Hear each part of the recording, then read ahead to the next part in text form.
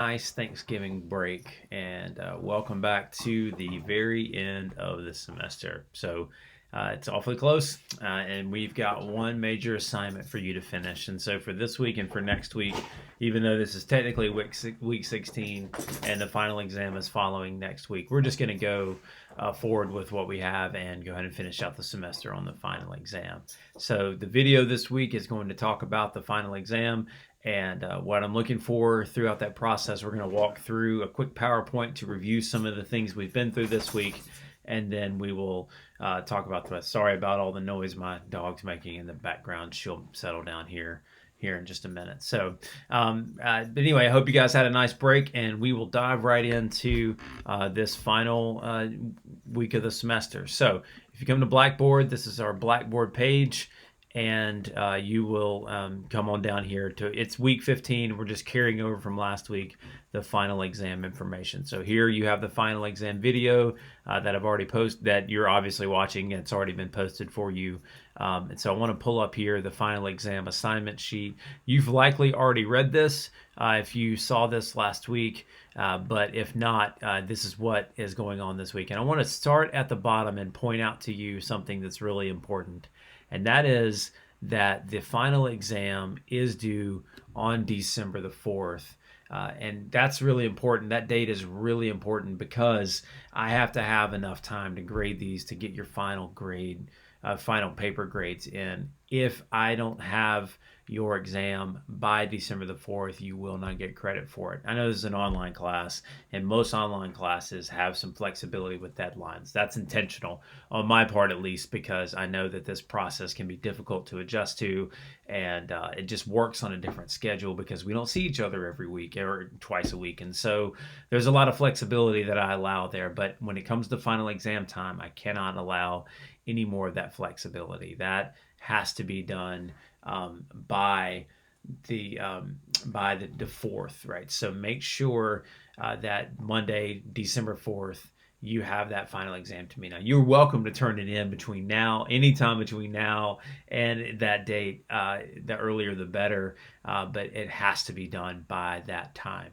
And so as we dig into the content of the exam, I want to point out to you that this is the whole point of this exam is really to bring together all the things you've been working on throughout the semester. And it's an opportunity to do a little bit of the work of metacognition that we've been talking about throughout this semester, where you're thinking about the things that you've been working on and that are bringing up to you. So what I'm asking you to do is compose a narrative that uses what you've learned, how you've learned it, and what you'll use in the future, organized around a central thesis about your experience in the course. And so the idea there is that you have this, if you can encapsulate it in one general summary, how you've grown as a writer, how your views as a writer have changed, or your views about writing have changed, or about how you think you might use this in the future, this is the opportunity to really explore that.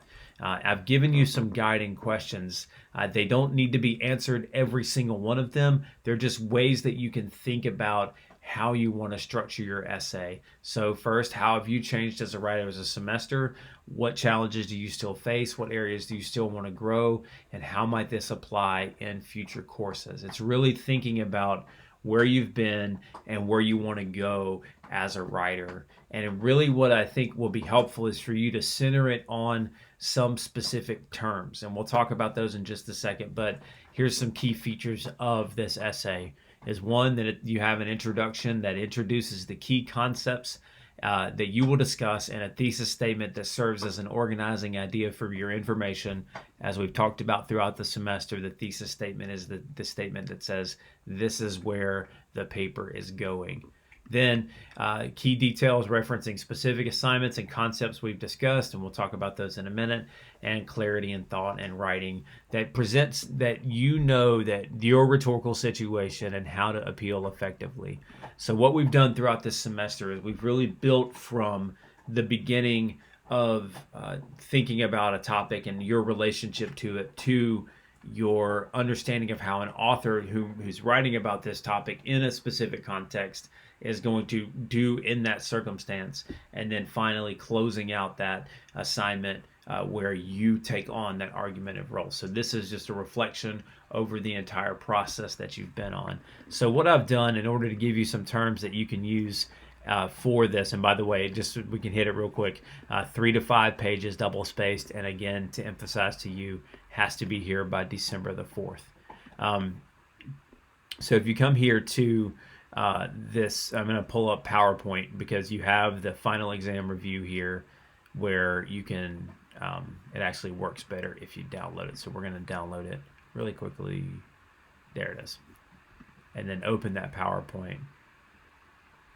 So the idea here is just that everything here, I tried to take the entire semester and encapsulate it in this PowerPoint presentation so that you can have those terms to work from. So if you think about where all we've been this semester, we started with the, by the way, this is all posted on Blackboard for you to use. The narrative, we wanted to extend writing from either a personal expression or abstract research to becoming both at the same time. And that's really an important move that we made because up until this point, you may have thought of writing. It's common to think of writing as I'm either doing self-expression in a form of journaling or diary writing, or it's some like abstract research project that I may or may not be interested in. And what we tried to do is to, throughout the semester, to show that you can bring those together into effective writing. So what we did in the Unit 1 narrative, we talked about how to find a topic and how to find your space in it. And we really started thinking in terms of argument, purpose, and audience. And argument, and as we've talked about throughout, is not something that you talk loudly or even a fight, but it is a statement that you want to support with evidence. And from the Unit 1 narrative, where you established a problem and your position on the problem, we moved on to analysis and evaluation, where we really started unpacking the tools of rhetoric, where we wanted to find out or understand how a text works within a context, and we wanted to evaluate how well the text accomplishes its goal. And that centered on discussions of the rhetorical situation and the rhetorical appeals. And the rhetorical situation, remember that relationship between author, audience, and message that is set to accomplish a specific purpose, formatted for a specific genre, and an idea of where this text is taking place, what's going on in the world in that given moment. And then within that rhetorical situation, that's where the text exists. That's what the author is speaking into. How does an author use, and how well does an author use, ethos, pathos, and logos, those rhetorical appeals? Ethos that appeal for credibility, either by position or by a claim to appeal to ethos. You should trust me on this topic for this reason. Pathos and emotional appeal, and it's not always appropriate. Sometimes it's very appropriate. It depends on where the text is taking place. Remember that these rhetorical appeals really get unpacked and understood within a rhetorical situation. And logos, that idea of the structural reasoning of your argument. Does it make sense from A to Z? Are you bringing in the information that helps you argue your point? And from that unpacking of analysis, we moved into you creating your own argument.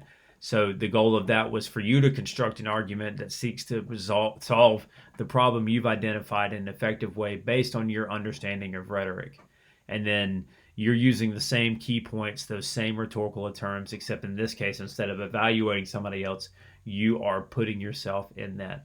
And as we move into a reflection assignment, we're really thinking about what you've learned in this course and how you might apply what you've learned in the future. And so what I hope, let's see, I'm going to close this out. What I hope that this has been, this course has been for you, has been a great experience of really establishing your understanding as a writer. I was talking to someone even tonight about what I teach, and she was asking, she brought up the idea of grammar and how that might be something we teach in English 101, and most people have that because that may have been their experience with English 101. But I really love teaching English 101, or English 1010 as we call it at AUM, not because it's just grammar, though we do talk about some of those things, especially in the drafts and revisions, because those are important for your own credibility, but it is really thinking about you as an author and establishing yourself and your presence and your understanding and your ideas. So take this opportunity in the reflection assignment to think about that, think about yourself as a writer and how you would go forward from here. And I want to close this out and just show you again for a last time to make sure that you understand this. You're going to turn in that final exam here. So you're going to click on this assignment. and you'll see that it is due Monday, December the 4th. I'm going to bring up my calendar to just show you right here. Here it is, December the 4th, right there. That's when you have to turn this in. And remember, I do need it by then.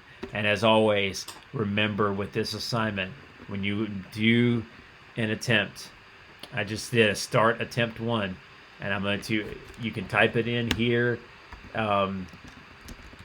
or you can attach a file. It works better if you attach a file, and then you click submit. And this is so key, guys. Please, please, please remember this, because we won't have a lot of time for me to try to track you down to find this. So make sure you do this. Don't click submit just once, click it twice to make sure that you see this screen. And I'm actually going to take a quick screenshot so that I can send this to you by email. And because I want to make sure you guys see the screen. So, all right, sorry to do that in real time, but I think you're going to get an email that has that on there for me to see. So when you do that, you're going to see this, and it tells you your submission is successful. And when you check your email, it's going to tell you right here, you turned in your final exam. Make sure you see those, you guys, so that we can make sure that you get this assignment done. Thank you very much for the semester. This will be the last video I do. I'm grateful. It's been a great time teaching this course again, teaching you guys, watching you grow as writers. Thank you for your honesty and your vulnerability, especially as you've dealt with topics that are pretty difficult. You know, some of you have talked about things that are very meaningful in your life and familial backgrounds and or struggles that you've had. Some of you guys are very passionate about a topic, and it's been fun to watch you unpack that together. So I hope that this has been a good experience for you to take forward from here. If you need anything this week, hit me up by email, cmoody@aum.edu, and I look forward to reading these final papers, and I'll talk to you soon. Take care.